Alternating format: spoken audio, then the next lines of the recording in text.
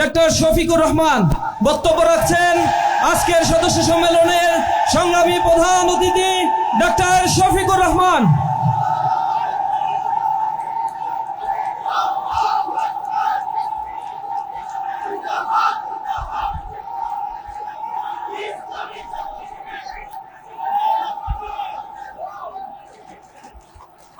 আসসালামু আলাইকুম ওয়া রাহমাতুল্লাহ। আলহামদুলিল্লাহি রাব্বিল আলামিন ওয়াসসালাতু ওয়াসসালামু আলা রাসূলিহিল কারীম ওয়া আলা আলিহি ওয়া সাহবিহি ওয়া আহলি বাইতি আজমাইন। শহীদি চাদরে রক্ত মোড়ানো প্রিয় সংগঠন বাংলাদেশ ইসলামী ছাত্র শিবিরের 2025 সালের কেন্দ্রীয় সদস্য সম্মেলনের সম্মানিত সভাপতি, আমাদের কলিজার টুকরা কাফেলা বাংলাদেশ ইসলামী ছাত্র শিবিরের কেন্দ্রীয় সভাপতি স্নেহভাজন ভাই জাহিদুল ইসলাম, ইসলামী ছাত্র শিবিরের সাবেক কেন্দ্রীয় সভাপতিবৃন্দ, সম্মানিত অতিথিবৃন্দ, ফরেন গেস্ট অ্যান্ড ডিগনিটারিজ, সদস্য সম্মেলনের প্রাণ প্রিয় সদস্য ভাইয়েরা এবং সাংবাদিক বন্ধুগণ, আজকে জুমার দিন। আমরা বেশি কথা এখানে বলবো না এবং বলার তেমন প্রয়োজনও নেই, কারণ আজকের এই অডিয়েন্স অত্যন্ত সজাগ, সচেতন এবং বুদ্ধিদীপ্ত। দু চারটে কথা বলে ইনশাআল্লাহ আমি বিদায় নেব। আজকের বাংলাদেশ, যে বাংলাদেশটা এখন আমরা দেখছি, এই বাংলাদেশ পেতে 47 থেকে 24 পর্যন্ত আমাদেরকে অপেক্ষা করতে হয়েছে। বাংলাদেশকে এই পর্যায়ে আসতে ঢাকা বিশ্ববিদ্যালয়ের মেধাবী ছাত্রনেতা শহীদ আব্দুল মালিক থেকে শুরু করে সর্বশেষ বিপ্লবী শরীফ উসমান হাদি পর্যন্ত অনেককে জীবন দিতে হয়েছে। যুগে যুগে দেশের জন্য, দিনের জন্য লড়াই করে যারা জীবন দিয়েছেন, দেশে কিংবা প্রবাসে যেখানেই হোক, মহান রবের দরবারে দোয়া করি আল্লাহ তাদেরকে মর্যাদাবান শহীদ হিসাবে কবুল করুন। আমরা তাদের জীবন এবং রক্তের কাছে ঋণী। তাদের সাথে আরও যারা লড়াই করে আহত এবং পঙ্গুত্ব বরণ করেছেন, আমরা তাদের প্রতি গভীর শ্রদ্ধা নিবেদন করছি।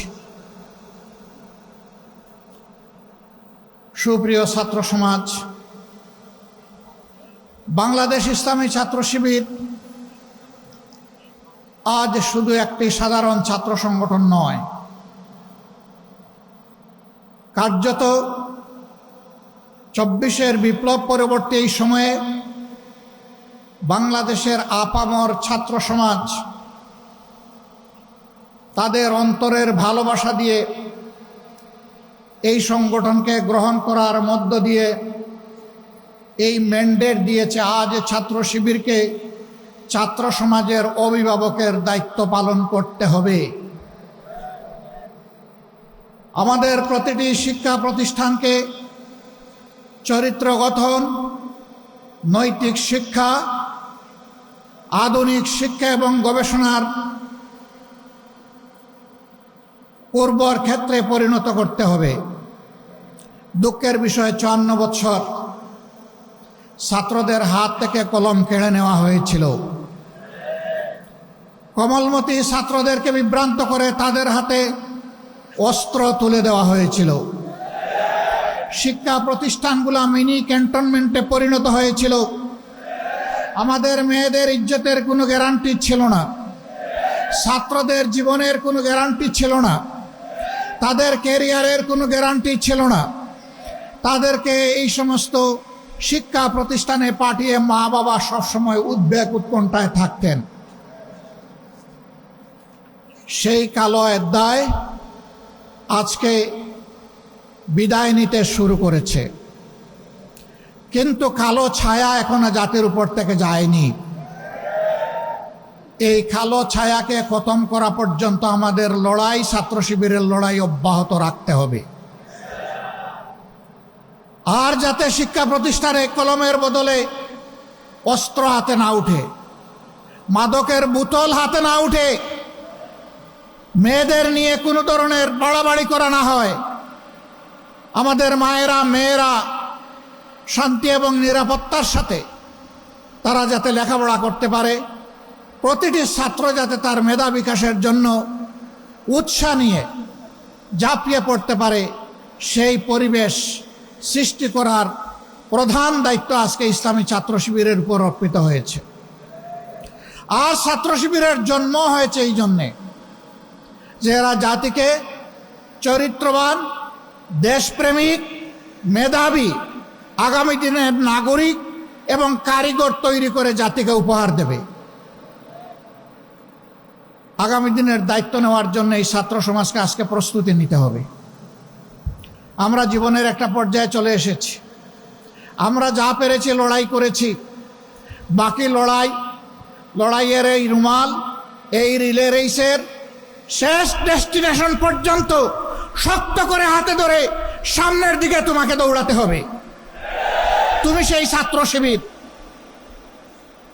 আজ ছাত্র শিবিরের কাছ থেকে মানুষ যদি হতাশ হয়, যাওয়ার বিকল্প কোনো ঠিকানা এখনো তৈরি হয় নাই।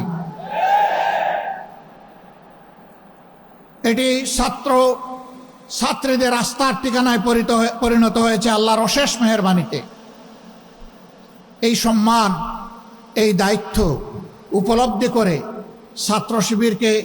ছাত্র শিবিরের প্রতিটি কর্মী সমর্থককে নিজেদেরকে গড়তে হবে এবং তার সহপাঠীদেরকে গড়ার জন্য দায়িত্ব নিতে হবে। আমরা দেখতে চাই আর কোনো শিক্ষা প্রতিষ্ঠানকে, কোনো শিক্ষককে অপদস্থ করা হবে না, বরঞ্চ ছাত্র এবং শিক্ষকের সম্পর্ক হবে পিতা পুত্রের সম্পর্কের মতো। আমরা সেই পরিবেশটাই দেখতে চাই। অতীত দিনগুলোতে অনেক বেদনাদায়ক দৃশ্য আমরা দেখেছি। এই কাজ যারা করেছেন তারা নিন্দিত হয়েছেন। আবার এই কাজের পুনরুত্থান বাংলাদেশের ছাত্র সমাজ বরদাস্ত করবে না। প্রিয় শিবির, তোমাদের কাঁধে অসংখ্য শহীদের লাশ, আর তোমাদের কাঁধে 18 কোটি মানুষের প্রত্যাশার বোঝা। আল্লাহ তাআলা এই বোঝা তোমাদের জন্য হালকা করে দিন। এই বোঝা বহন করার শক্তি তোমাদেরকে দান করুন। তোমাদের এই বিজয় শিক্ষা প্রতিষ্ঠানগুলোতে ইঙ্গিত দিচ্ছে আগামী দিনে ইনসাফের বিজয় হবে বাংলাদেশে ইনশাআল্লাহ। ছাত্র সমাজ তোমাদেরকে ভোট দিয়েছে, তোমাদেরকে ইনসাফের প্রতীক হিসাবে তারা দেখতে চায়, অন্য কোনো কারণ নেই। আজ বাংলাদেশে ইনসাফের বড় অভাব, আর সেই ইনসাফের ভিত্তি হচ্ছে আল্লাহর কোরআন। নবী মুহাম্মদুর রাসূলুল্লাহ সাল্লাল্লাহু আলাইহি সাল্লামের সুন্নাহ, কোরআন সুন্নাহকে বাদ দিয়ে দুনিয়ায় কোথাও ইনসাফ কোনো কালে কায়েম হয়নি, হওয়ার কোনো সম্ভাবনা নেই। এই ব্যাপারে আমরা খুবই ডেসপারেট। আল্লাহ তাআলার দেওয়া বিধান অনুযায়ী মানুষের জীবনে শৃঙ্খলা সমৃদ্ধি আমরা ফিরিয়ে আনতে প্রতিশ্রুতিবদ্ধ। আমরা একটি দুর্নীতিমুক্ত, বৈষম্যমুক্ত, ইনসাফ ভিত্তিক মানবিক বাংলাদেশ গড়তে চাই।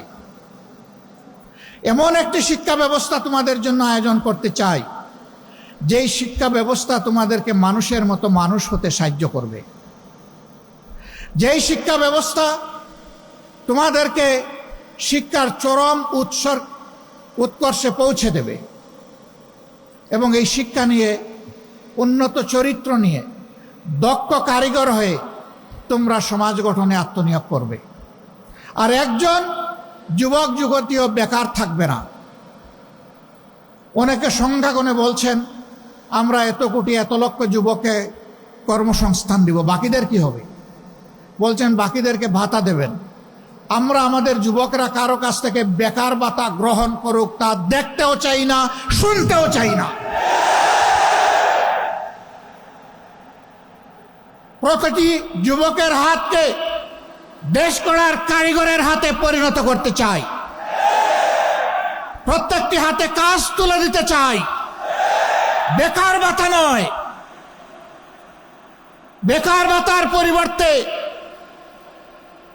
এরাই দেশে সকল ক্ষেত্রে বিপ্লব সাধন করবে, সেই বিপ্লবের বাণী তাদের মুখে পৌঁছে দিতে চাই, শক্তি তাদের বুকে তুলে দিতে চাই, আর তাদের হাতে কাজ তুলে দিতে চাই। সম্মানিত বন্ধুগণ, তোমরা তৈরি হও, ইনশাআল্লাহ তোমরা পারবা। আমরা তোমাদের সাথে আছি। আমি বরাবর বলি, চুল দাড়ি সাদা দেখে ভুল বুঝবা না, তোমাদের চাইতে আমরা কম যুবক না। আমার সাথে তোমাদের অনেক সহকর্মী কাজ করতে গিয়ে মাঝে মাঝে তাদের বিশ্রাম নেওয়া লাগে। আমি বলি, ছোট্ট এই জীবনে বিশ্রাম নেওয়ার অবকাশ কোথায়? বিশ্রাম আল্লাহ তাআলা আমাদের কিসমতে কপালে রাখলে ইনশাআল্লাহ পরম প্রশান্তিতে নেব। কিন্তু এটি এই দুনিয়া নয়, এই দুনিয়া বুকের নয়, এই দুনিয়া ত্যাগের ইনশাআল্লাহ। বাংলাদেশ জামাতে ইসলামী, ইসলামী সংগঠন সমূহ এবং দেশপ্রেমিক অন্যান্য সংগঠনকে সাথে নিয়ে সেই ইনসাফের ত্যাগের বাংলাদেশ করতে চায়। যারাই আমাদের সাথে আসবেন তাদের প্রতি আমাদের বার্তা স্পষ্ট। নাম্বার 1, আপনি দুর্নীতি করতে পারবেন না, আর কোনো দুর্নীতিবাজকে আপনি প্রশ্রয় দেবেন না। নাম্বার 2, সমাজের সকল ক্ষেত্রে সকলের জন্য সমান বিচার নিশ্চিত করা হবে। কোনো রাজনীতিবিদ বিচারের দিকে তাকাতে পারবেন না, হস্তক্ষেপ করতে পারবেন না। নাম্বার 3, সকল জঞ্জালের কবর রচনা করার জন্য জনগণ যে সংস্কারের দিকে তাকিয়ে আছে, সেই সংস্কারের সমস্ত সুপারিশমালাকে বাস্তবায়ন করার প্রতিশ্রুতি দিতে হবে। এই 3 প্রতিশ্রুতিতে যারা একমত হবেন, মোস্ট ওয়েলকাম, আসেন, আমরা সবাই মিলে দেশ গড়ব ইনশাআল্লাহ। সব ধর্ম, সব দল, সব জাতি মিলে ঐক্যবদ্ধ বাংলাদেশ নিয়ে আমরা সামনে এগিয়ে যাব। সেই ঐক্যবদ্ধ বাংলাদেশ ইনশাআল্লাহ শুধু বাংলাদেশকে রাস্তা দেখাবে না, ইনশাআল্লাহ সেই বাংলাদেশ দুনিয়ার বহু দেশকে রাস্তা দেখাবে ইনশাআল্লাহ। সেই দিনটির অপেক্ষায় আমরা লড়ে যাব। আমরা আমাদের জায়গা থেকে সর্বোচ্চটা দিয়ে যাব। আল্লাহ রাব্বুল আলামিন আমাদেরকে সাহায্য করুন, আল্লাহ রাব্বুল আলামিন আমাদেরকে রহম করুন, এবং আল্লাহ রাব্বুল আলামিন তার নিজের জন্য খালেসভাবে আমাদেরকে কবুল করুন। আজকের এই সম্মেলনে আমাকে এখানে কথা বলার সুযোগ করে দেওয়ার জন্যে আরেকবার ইসলামী ছাত্র শিবিরকে অন্তরের অন্তঃস্থল থেকে ধন্যবাদ, গভীর কৃতজ্ঞতা জানিয়ে আমার বক্তব্য এখানেই শেষ করছি। আল্লাহ হাফিজ। বাংলাদেশ জিন্দাবাদ। বাংলাদেশ ইসলামী ছাত্র শিবির জিন্দাবাদ। আসসালামু আলাইকুম ওয়া রাহমাতুল্লাহ।